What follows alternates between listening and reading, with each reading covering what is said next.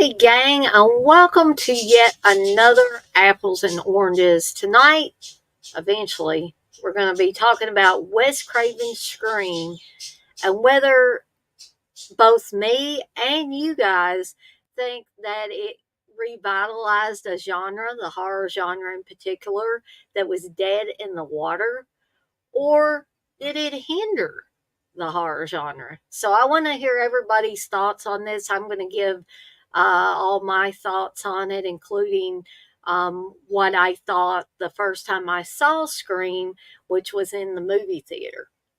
And so we're going to get to that eventually. But first, I wanted to show off the new shirt my dear husband got me, that I'm trying to let y'all see the little dachshund whose body is wrapped around this shirt. It is really, really cute. In fact, I think the dog actually looks like my dog Brink, or our dog Brink, rather. But this is a really cool shirt, and the stripes do not go on the back, but they are purely on the front. So you see the back part of the dachshund, you see like a middle part, and then at the bottom you see the head. So, what do we got going on for the rest of the week? Well, Thursday night, tomorrow night, starting at 8 p.m. Eastern Time, will be another Kubrick Among Us, and I will be talking about Spartacus and Lolita. And then Friday, stay tuned for a Terror Time Tea. I don't know which two movies I'm going to talk about. I don't even know what tea I'm going to be drinking, so it'll be a surprise for everyone involved. But that will be coming up in a pre-recorded form, so it will show up sometime either in the day or night this Friday. Friday at 1 p.m. Eastern Time should be I say should be because Candace has been feeling under the weather. So I'm going to tentatively say that it's going to be the return of Friday Foolish, Friday at 1 p.m. Eastern Time. Contingent upon whether, both me and Candace are feeling healthy enough to do that. Now, I'm feeling okay right now, but, you never know. So I am planning on us talking about horror comedies, which will be an extension of the apples and oranges that me and Chris did last time. So be sure to be on the lookout for all of that. There will also be a watch along only on Sunday this week because I wasn't feeling up to it and did not do the Phenomenal watch along this past weekend. So Sunday at 7 p.m. Eastern Time, there will be a single watch along for Dario Argento's Phenomena. Be sure to tune in for all of that. And I must have really bored people because I had 4 people in here, and then I just lost them all. Except for Steve, I guess. Maybe my dear husband's still in here. I hope he is. But if anybody comes in and wants to join me on camera to share your thoughts on Scream, I am not going to talk about the entire Scream franchise, only the original Scream. So, but that's not to say that you couldn't come on here and say a few things about some of the sequels. Mainly, I want to focus on the original film and how it made me feel during that break in the dry spell for horror films. Because, well, I'm going to wait here, but I just want to say, if you come in here and you want to join me live, even for a few minutes, if you just want to give your thoughts on Scream, and what you thought it did for the genre, the horror genre. Did you think it helped it or hurt it? Or are you indifferent about it? It's okay to be indifferent, Did you not care either way? Did it matter to you at all? So I want to hear everybody's thoughts on this. I'm going back and forth between 1 and 0. I don't know. I've been a little paranoid as of late. You know, I'll just be totally honest with you guys and gals, if anybody is listening or watching. I have been paranoid for the last few months, and I'm not going to go into details about what made me paranoid. Some people may know, some people may not. That my it's not really my subscriber numbers, but my viewer numbers. And this is not meant to make anybody feel guilty, but my viewership has drastically fallen off. I, and some people may think, that that's real funny, but I personally don't think it's funny. Um, and there could be a lot of factors at work. But most of my videos and streams, I'm really pushing it to even get it around 100. And it's sad and it makes me depressed sometimes. And again, this is not trying to guilt people into coming in here or watching these things on the replay. It's just um, I've gotten real paranoid about why the viewership may have fallen off. But I'm still kicking. I'm gonna still put content out here, and maybe as we ease into the winter months, maybe people will start coming back. Maybe it's just because it's been a rather warm September. And people may still be doing summery type things because it feels summery out there. And maybe when things start to cool off and people can't get out as much and do things outside, maybe they will tune in more. I don't know. I don't go and watch everybody's channels to see how their numbers are going. Um, but regardless of what anybody thinks of my viewership, or if they feel like my viewership has suffered in the last few months, I'm not giving up. I'm not going away. I'm still going to put content out here. And I still would if I lost every subscriber I had. Just because I like doing these things. And eventually people will either come back or they won't, and that's their decision, and they may have a variety of reasons. But if you have left and ever want to come back, I'll welcome you with open arms. I'm not going to hold any grudges against anybody. So just wanted to put that out there, not airing any dirty laundry, just putting out my thoughts on it.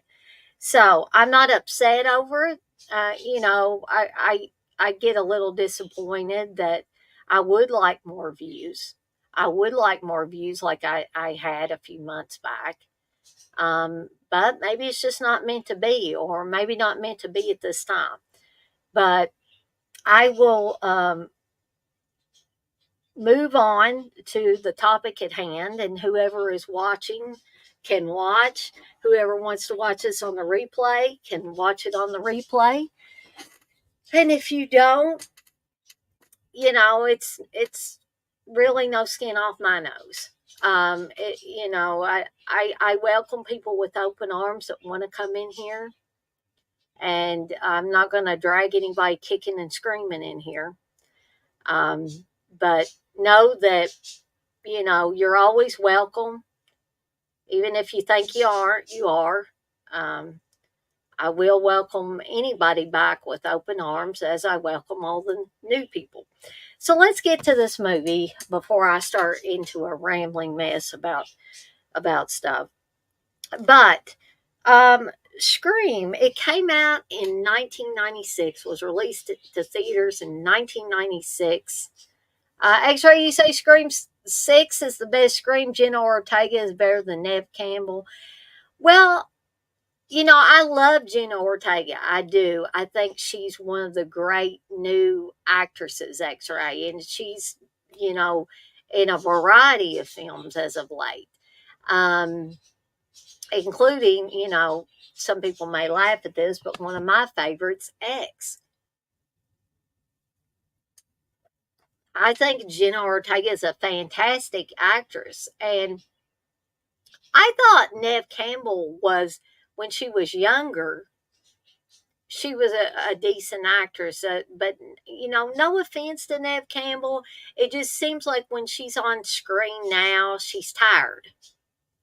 It seems like she's really tired of doing this, the scream stuff, especially.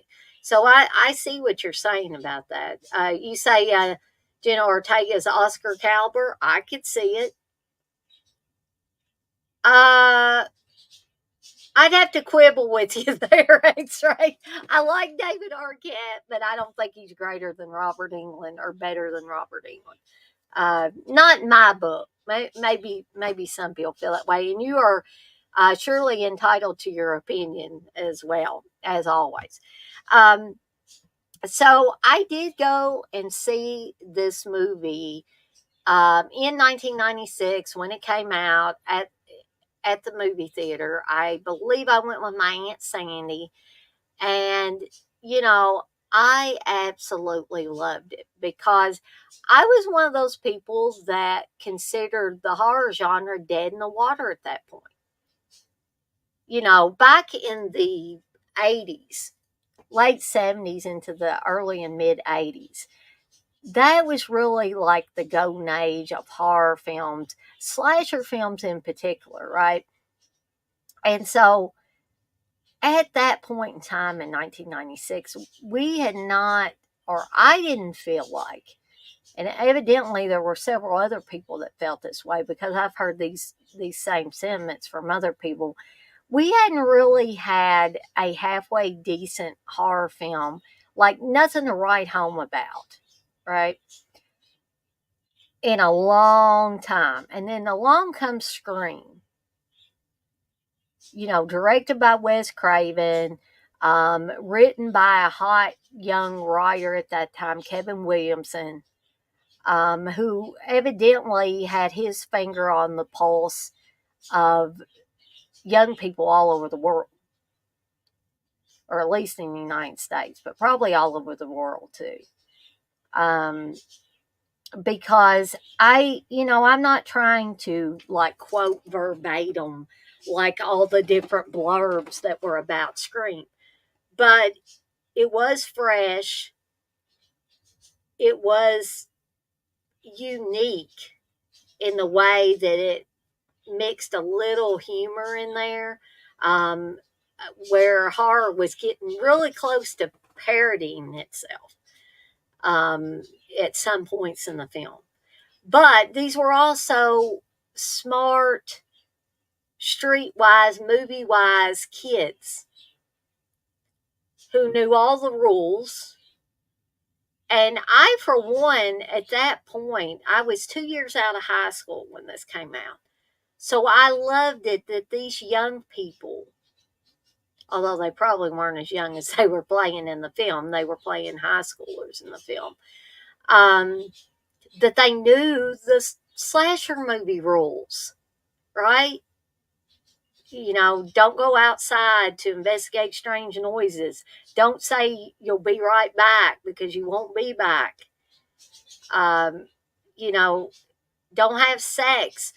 Don't drink. Don't do drugs, or bad things will happen to you. So it was just cool to see all the things that we knew and loved about horror films and slasher films in particular being projected on the big screen. There was humor, but it was the first time it was really stylish and hip and um, kind of broke the fourth wall a little bit in telling you these things. It's like some guy, twirling his mustache and standing in the corner, you know, or winking at you and stuff like that. It's like Wes Craven and Kevin Williamson and even the actors and the actresses in the film were just winking at us like, we know what you guys like. We know, and we're going to show you that we know. And that a lot of us like the same stuff that you do. X-Ray, you say, I like the first one. I still think it should have been one movie, though. Yeah, X-Ray, when I think about it, if it had been just one movie, like one and done, and didn't become a franchise, I would have been totally fine with that because it's a nice, unique, tight knit little movie. It didn't need sequels. It didn't need sequels. It was good. It was good as a standalone movie. X-Ray, you say the end credits song never gets old. It's a cover, but it shits on the original. I agree, X-Ray, because I have. Well, I don't know if I'd go so far as to say it shits on the original, but went around to seek out the original after hearing the version that's on screen, and I was like, I don't know if it's because of its association with the movie and the way it was presented, but I do prefer the one and the end credits to screen.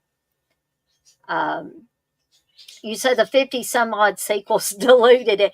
Yeah, I mean, I personally think it's time to call it quits with the Scream sequels. But if they're still making the green, guess what? The studios are going to keep making them. It's just a given.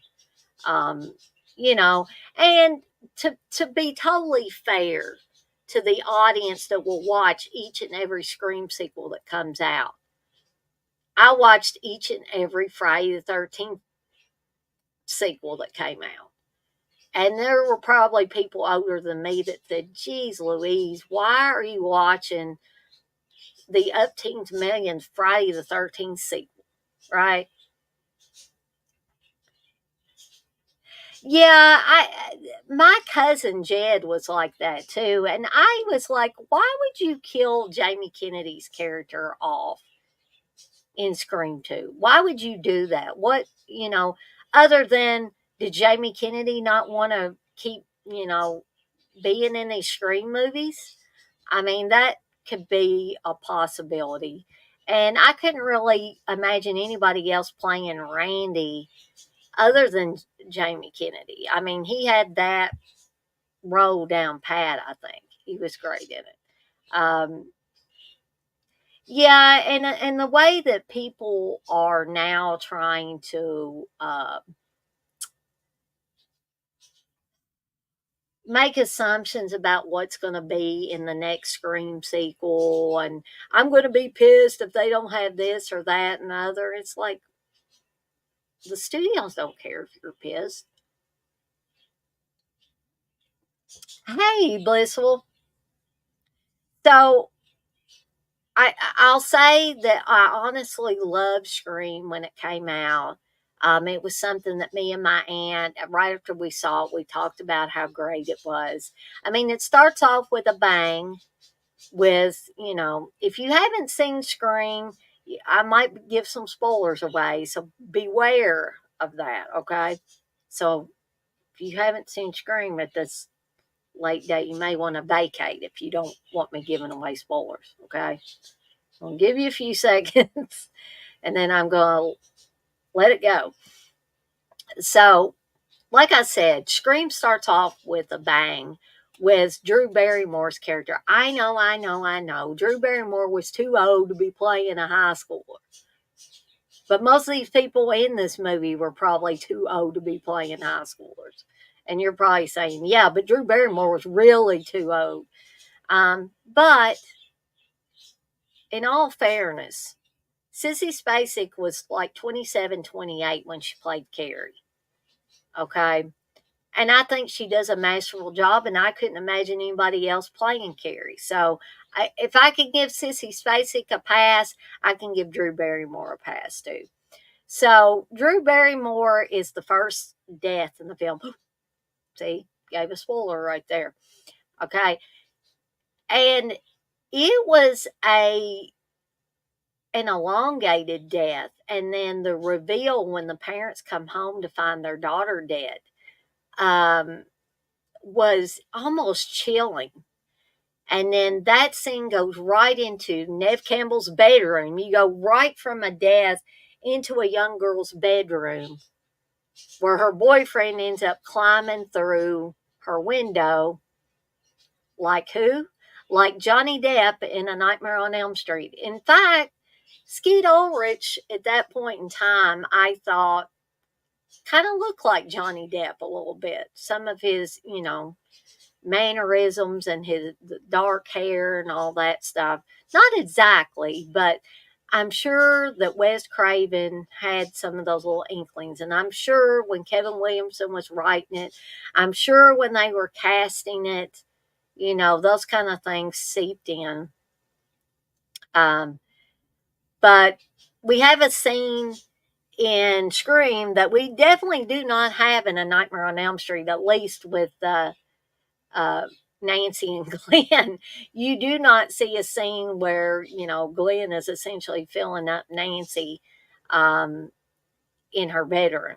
But that's exactly what we get with Sydney and her boyfriend,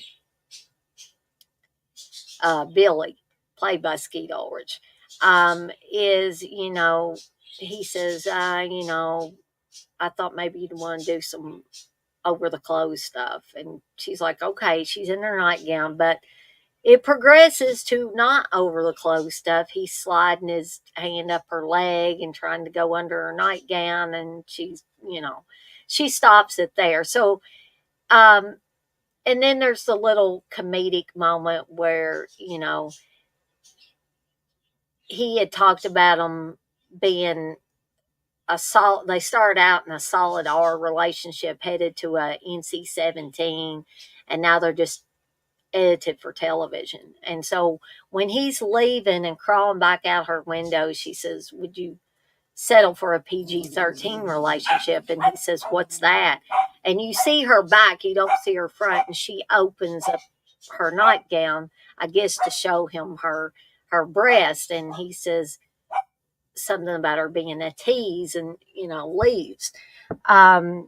But it's kind of a more, you did get sex and stuff in The Nightmare on Elm Street. Rod and Tina, they have sex. Very noisy sex, in fact, if you've seen The Nightmare on Elm Street. So there is that in there. But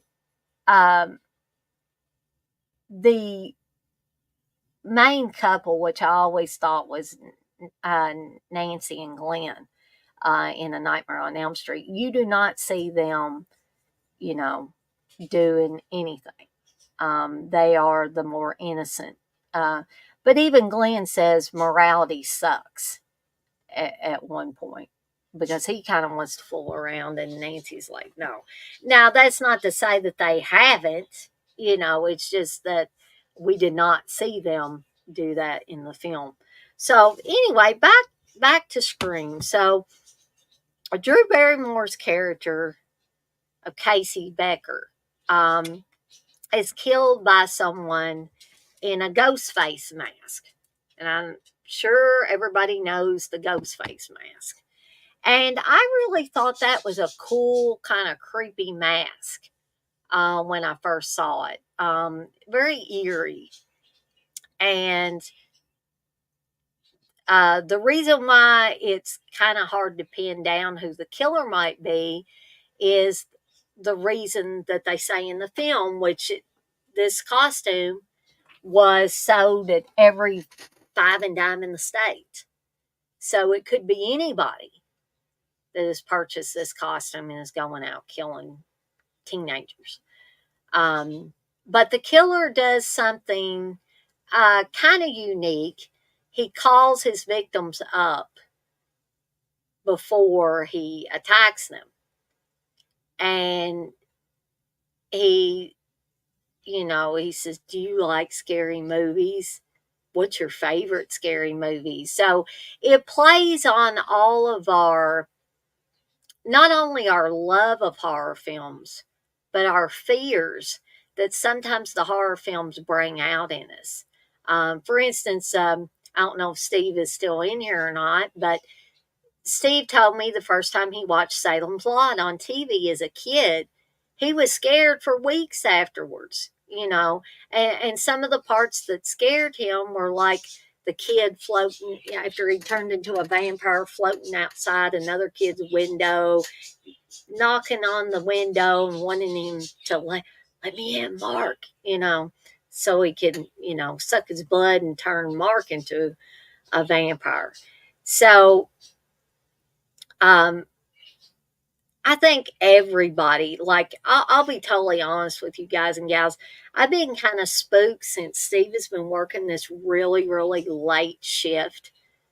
So it was kind of hard for me because I started, watching this again last night in preparation for this stream tonight.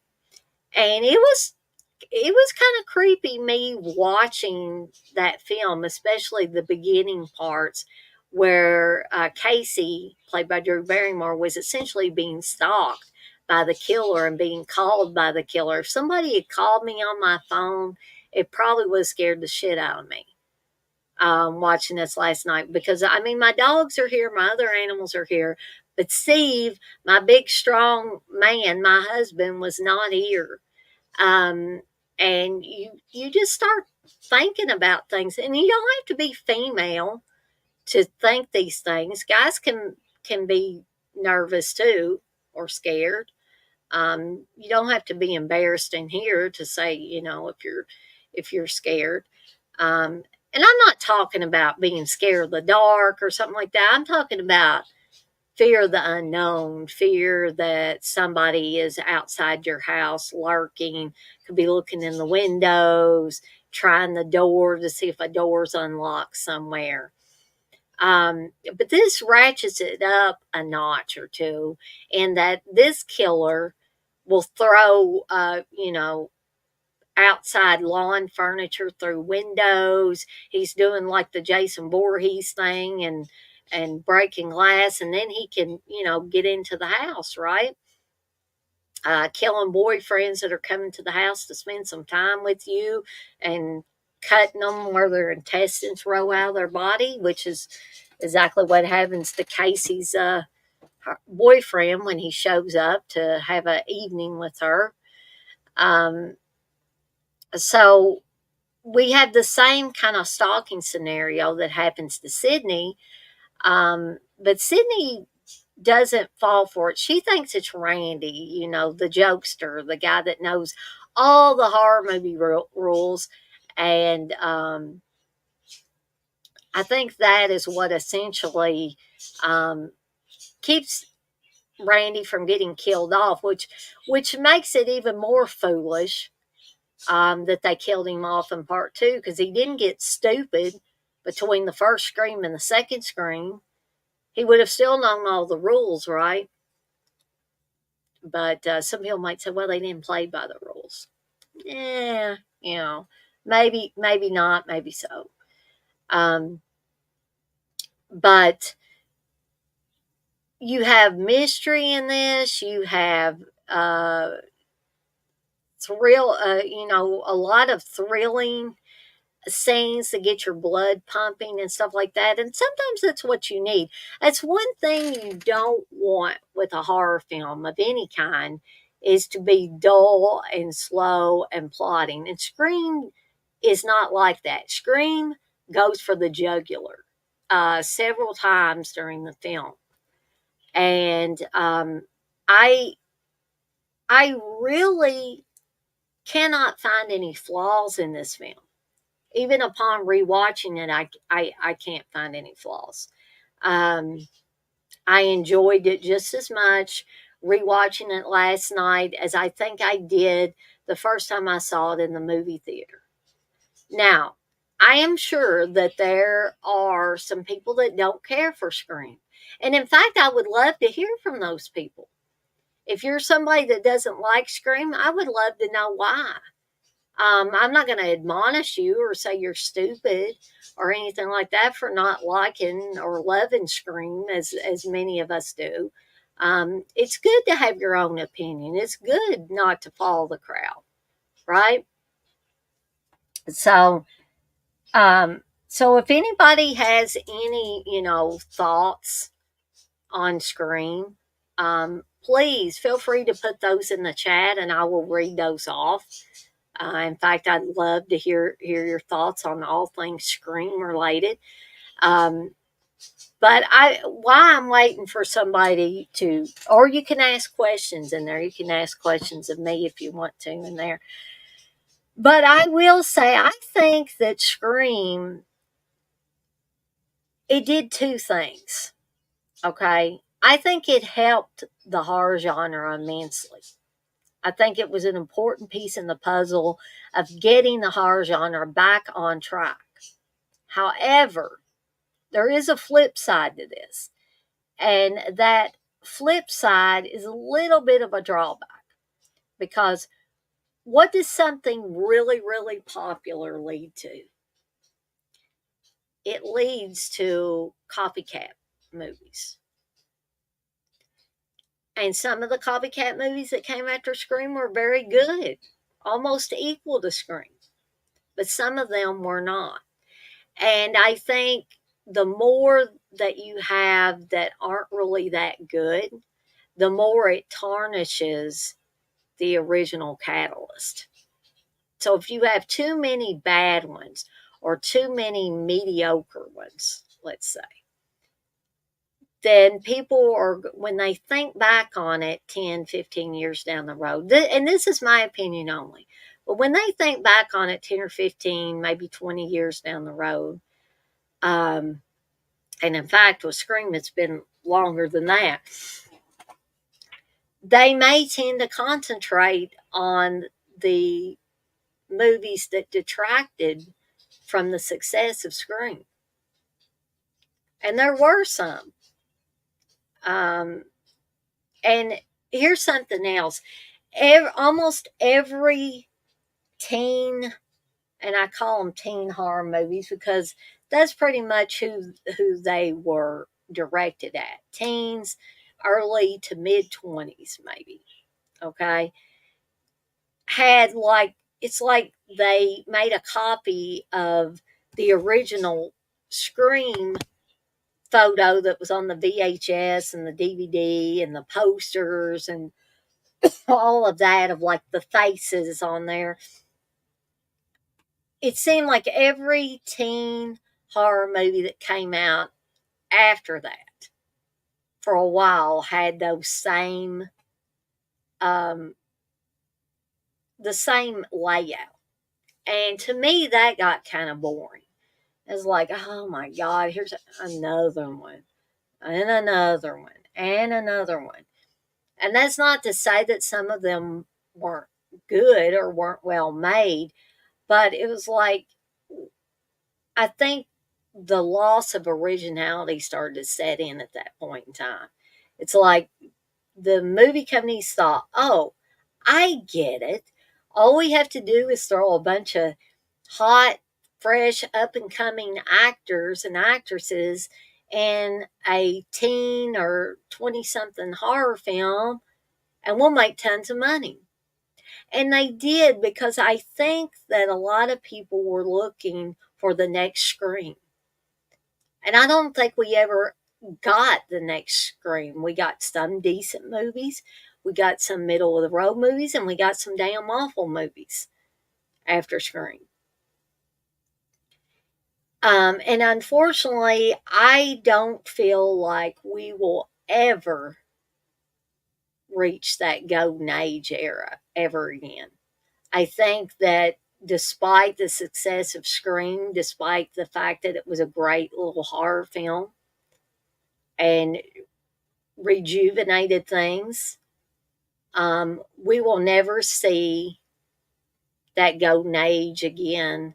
Um, I don't know. It was just one of those lightning in a bottle things. You just cannot capture it. It had the right ingredients. It was the right time. Uh, Maybe audiences were different. Their expectations were different back then. Um, so Scream, I love it. I like to go back to it from time to time. In fact, for me, it is like it's a fall Halloween type of film. It just has that feel to me. X-Ray, you say none of those rip-offs that came after measured up to the first movie. No, I agree with that, X-Ray. You say they were all corny, WB level shit. Yeah, that is what it became.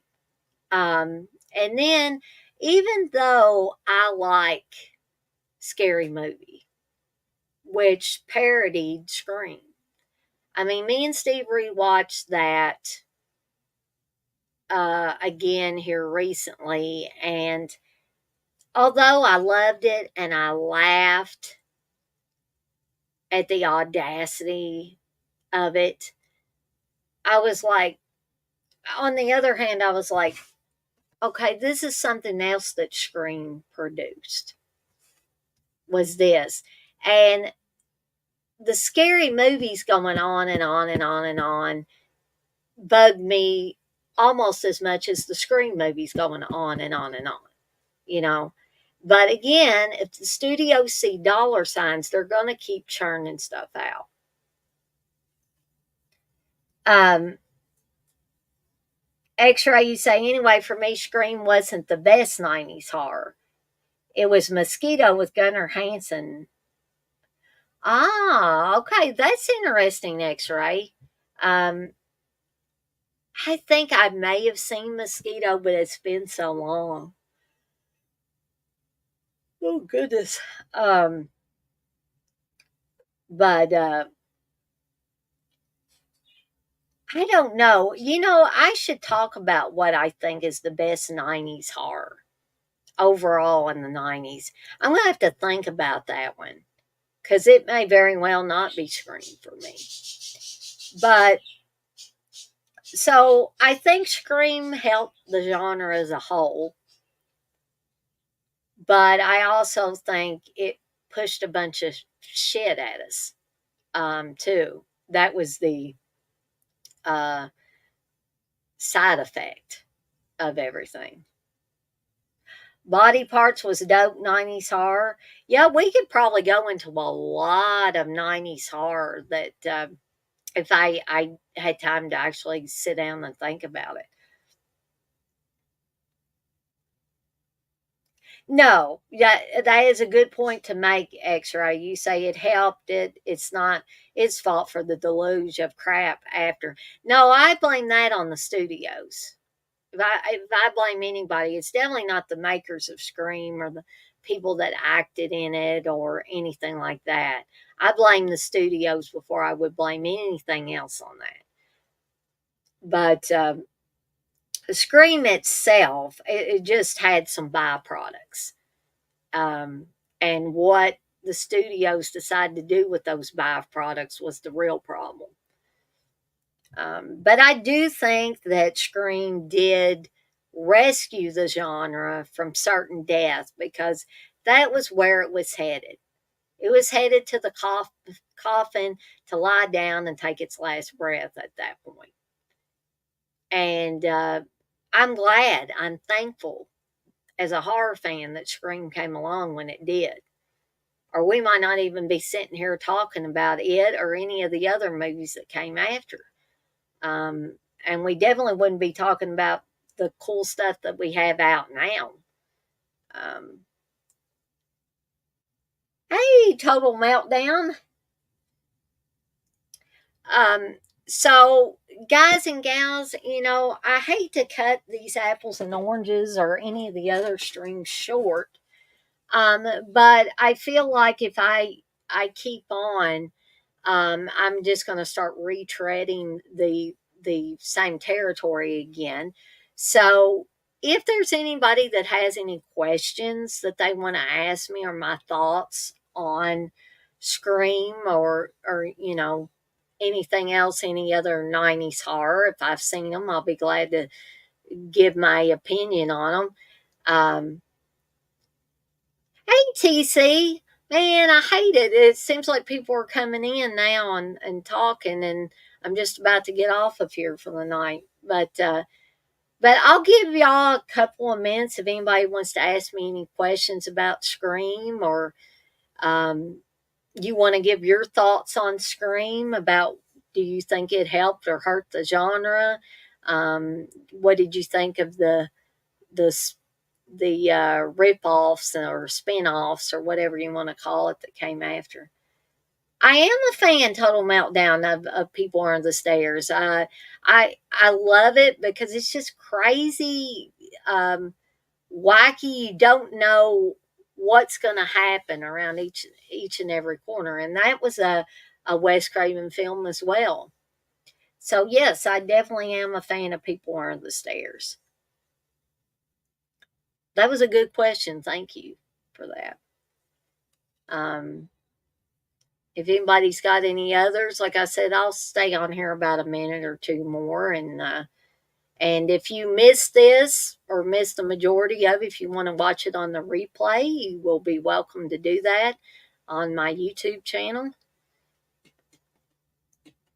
I have been watching videos today on how to sublimate on black and other dark shirts. So, like I said, that's soon going to be coming to the Deadites on Deck horror shop at deaditesondeck.com. So, keep your eyes peeled for that. Oh, gosh. Oh, sorry. Sorry, gang.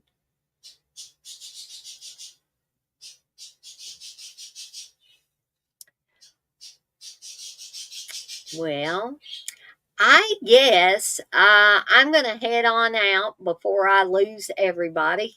But I want to thank those of you that came into the chat tonight, or even if you weren't in here chatting.